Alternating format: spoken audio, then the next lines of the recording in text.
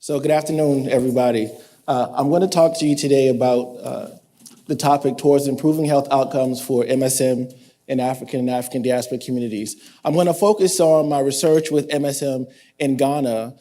It's ongoing research, but I want us to really think about what we can learn from that ongoing effort and see how we can apply some of those lessons to what we're trying to do in terms of strategies for MSM in diaspora communities in North America, particularly Canada, and for the US, if there are folks here from the US. So in Ghana, there are about 250,000 people who are living with HIV. Men account for about 50% of those cases. The actual HIV prevalence in Ghana is about 1.5% overall, but among subpopulations, particularly among MSM, it's about 25%, 1 in 4. MSM account for 25% of the HIV cases among Ghana's most at-risk populations, which include female sex workers and their customers.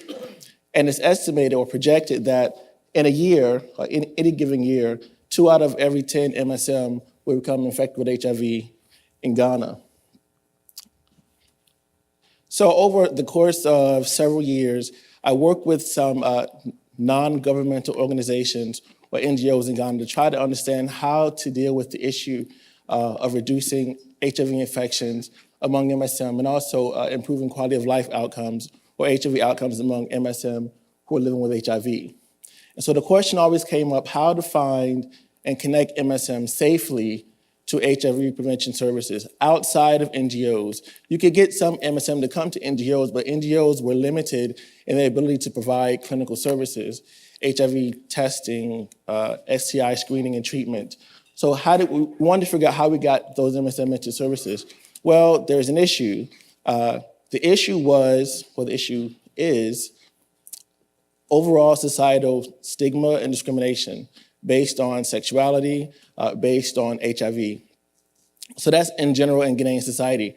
But the MSM in Ghana were also acutely aware that they could be subjected to physical and social risk if they disclose their same sexual behaviors, even in encounters with healthcare providers.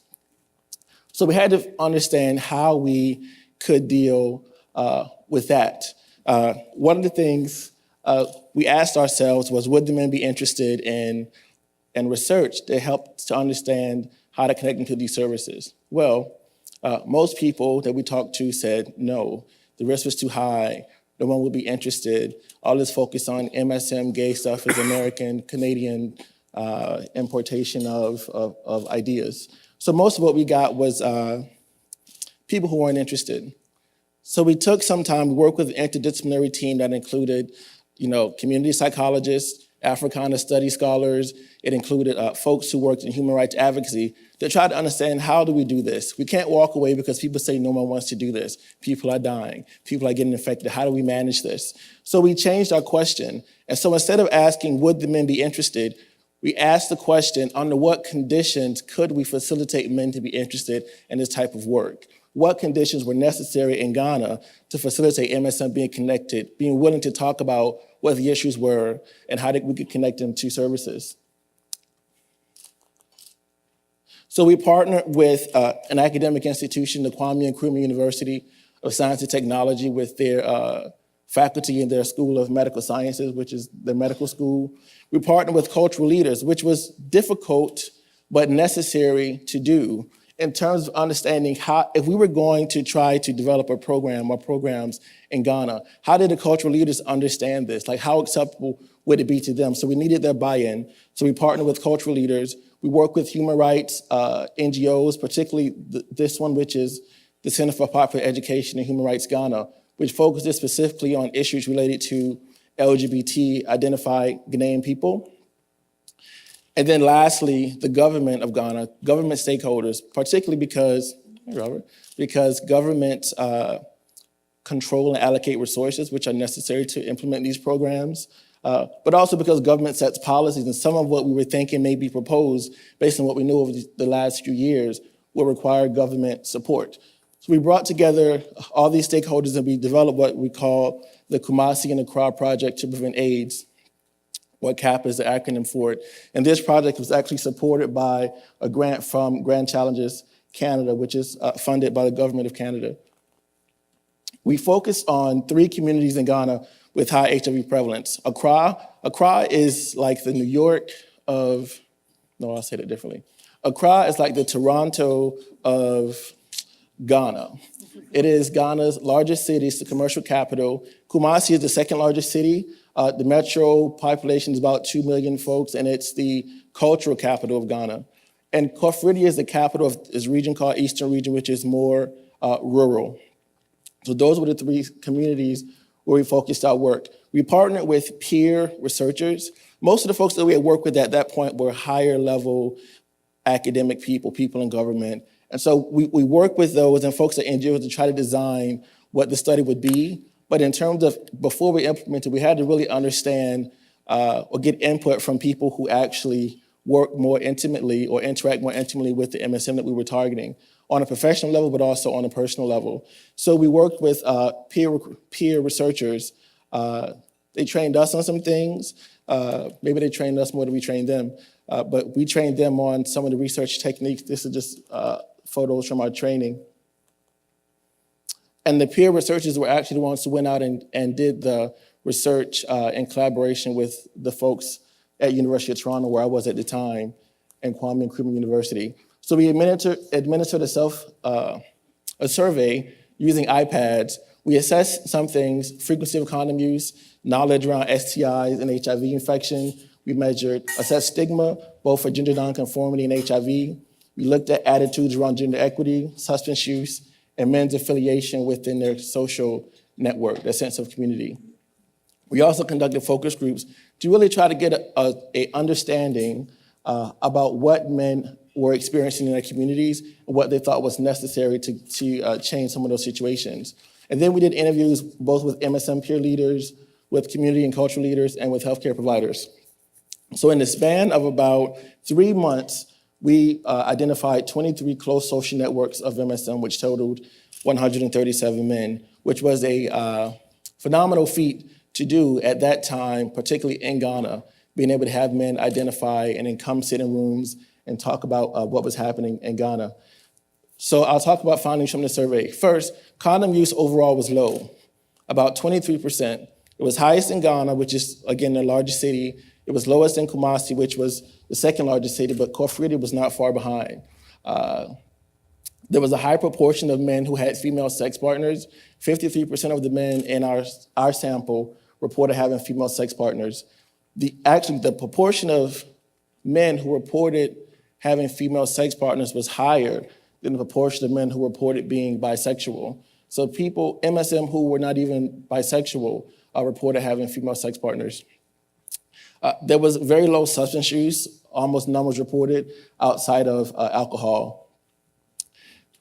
So a few even more important things, possibly. The networks were significantly different from one another on all our study variables. So when you looked at the different social networks of the men, we had 23 of them. The measures on the study variables differed by the social networks. So the social networks almost acted as if they had personalities of their own. If you look at them in clusters, network 1 looked different from network 2 and different from network 3. The other interesting thing that we found is that for all our psychosocial and knowledge variables, knowledge, gender nonconformity stigma, HIV stigma, gender equity, all of them, each individual scores are predicted by the network. So if you, how do I say this? If you looked at me, if you wanted to, I'll say it differently, you could predict my attitude or my knowledge level on all those variables just by knowing what the people around me would have told you. So if they could tell you what their knowledge level was and what their attitudes were, you could significantly predict what mine would be. So that was an interesting finding. Also, we found that the measures of network affiliation and security, the degree to which people felt a strong sense of closeness within their network was the biggest predictor of condom use. So folks who had a strong sense of connection within the network were more likely to use condoms for anal sex and for oral sex. But people who had a strong sense of connection within the social network, these MSM, were less likely to use condoms for vaginal sex. Haven't figured out why that is the case, but that is what we found in these data. One of the things we talked about was pre-exposure prophylaxis. This study was done at a time soon after the IPREX results had been released. So we wanted to get a sense of what people understood about pre-exposure prophylaxis and how much sense it made in terms of incorporating it as a tool within the HIV prevention strategy for MSM. So in general, 22 out of the 23 groups that we talked to thought PrEP was a good idea. There were concerns. One was about efficacy, because outside of the IPREX study, there was inconsistent findings in some of the other studies. So people understood that and wanted to really be sure that this strategy was safe. There was concern about being guinea pigs for the West. So people asked, so what are they doing with PrEP in Canada? I said, well, not so much. Okay, what are they doing with PrEP in the US? Oh, they're working on some stuff, but it's not really a widespread thing. So folks couldn't understand why you would come to Ghana and talk to us about PrEP when folks in high resource countries haven't figured out how to do it. So there was a suspicion that this was another strategy to use them as guinea pigs before we would actually do some of that stuff on this side of the ocean. Cost was an issue, and certainly people, the biggest benefit they understood about PrEP was that they would not have to use condoms anymore. That was a major interest in it. We found that gender norms in all the groups were inequitable towards women. Most of these men had female partners, but most of them also held attitudes that really were disempowering for women in general, and that they didn't use the overall public health system that they utilize informal networks to get their healthcare needs met. Some of the findings from the interviews we did with cultural leaders. First of all, they were mixed on the acceptability of the idea that you would target resources to MSM. Some folks thought it might be okay, other folks thought it just was not a good idea, something they wouldn't support. They all felt that MSM should be able to live in peace, so nobody openly said that you should go out and you should harm anybody who is MSM or LGBT. But none of the community leaders or cultural leaders were willing to actually show any visible political support for any issue related to LGBT human rights. In fact, there was a very strong resistance to even the language of gay rights or LGBT rights versus saying human rights. Human rights was a more palatable way to talk about how you protect the health and the well-being of all Ghanaians, but there was an issue when you actually said the word gay or LGBT. And they all seemed to believe that all the MSM lived in Accra, in the big city, but there were no MSM in any of the rural areas, not in Kumasi, not in Kofrita. That's where the tourists go to Accra, and so those boys down there are the ones who get caught up in this MSM thing. And healthcare providers, they mostly talk about believing in fair treatment. So they would say that if an MSM came to the clinic, we treat them fairly, we wouldn't discriminate. But they would say, well, most of them thought it was their duty to also educate them about the morality of their behavior. So they would say, I can't tell you what to do, you're an adult, you can do what you want. But it's important that you know that God can deliver you. This is not his plan for you. And so if you want to, we can have a conversation, or we can take you to this church, or we can have you talk to these people. But they didn't see it as a bad thing. So they thought it was an important intervention that they let these men know that they understand that this is what you choose to do, but that there was a different way and that you should really think about going this different way. So that was an interesting finding. And only 2 of the 25 people that we talked to actually said they encountered an MSM in their clinical practice. So we got the names of healthcare providers from the 137 men that we had already talked to. Where do you go? Where do people go? And they gave us these names. And we go to the healthcare providers, and none of them, except for 2, said they actually ever saw an MSM in their clinical practice, which is an issue about whether or not men who go to their practice actually disclose their behaviors. Clearly, it's not happening. So there are a couple implications for, I think, how we think about HIV prevention here. One, we really should think about how we focus on the close social networks, not just as how you recruit people, because I think a lot of times we think about close social networks as vehicles for recruitment, but close social networks as the actual target of intervention. If you think about the people around the person as sort of a meso-level environment, there may be ways to actually target interventions to that environment, targeted to the people around individuals, and that may have actual impact on individual level knowledge, attitudes, and possibly behavior. We know prevention needs are multifaceted and require combination approaches in Ghana. They do here as well. We need to think about how we target behavioral, social, and biomedical factors that influence risk for MSM. And then we need to figure out how to accommodate the complexity of men's sexualities. So maybe I'll talk more about that if questions come up. But sexualities are complex. And we had men in our study who were not heterosexual. Well, I shouldn't say that. Maybe they were heterosexual.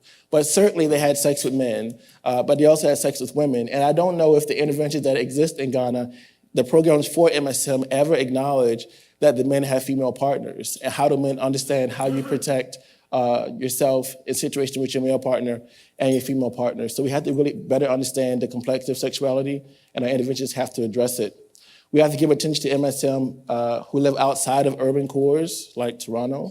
MSM live in Kitchener, they live in Waterloo, they live in Kumasi, they live in Koforidua also. And then the last thing, there's a timer somewhere around here. There, right there. Okay, is it 5? Okay. Healthcare, we need structured interventions that target healthcare providers.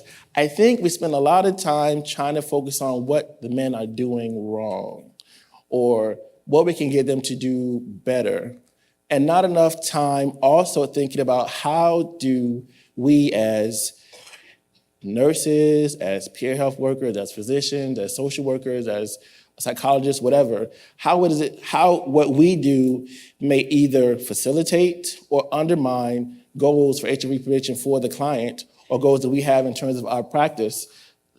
Less of that is being done than I think needs to be done. One thing we're doing in Ghana, we're starting to do now, is work on the multi-level intervention, which addresses structural, behavioral, and biomedical factors for MSM. The structural level one really is about how we address issues among healthcare providers, targeting change in the healthcare climate. So we're working on training providers and how they provide human rights support to MSM populations.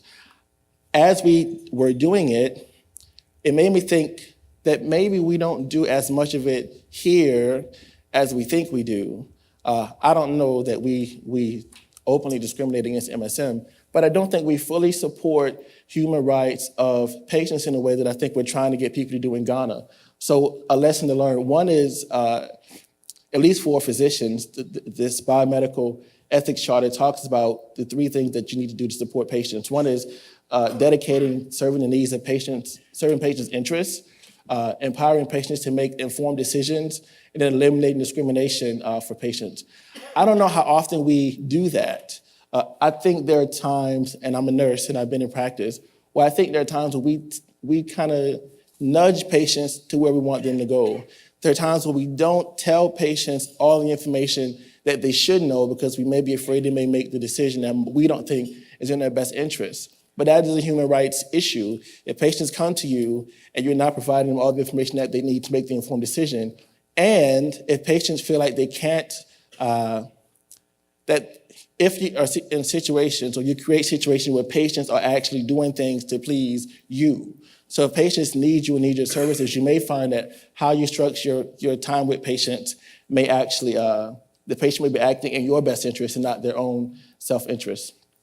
This last slide is a study that was published in JAMA some time ago, but it looked at almost 1,500 physicians to understand how many physicians, what percentage of time was actually spent supporting the patient's autonomy.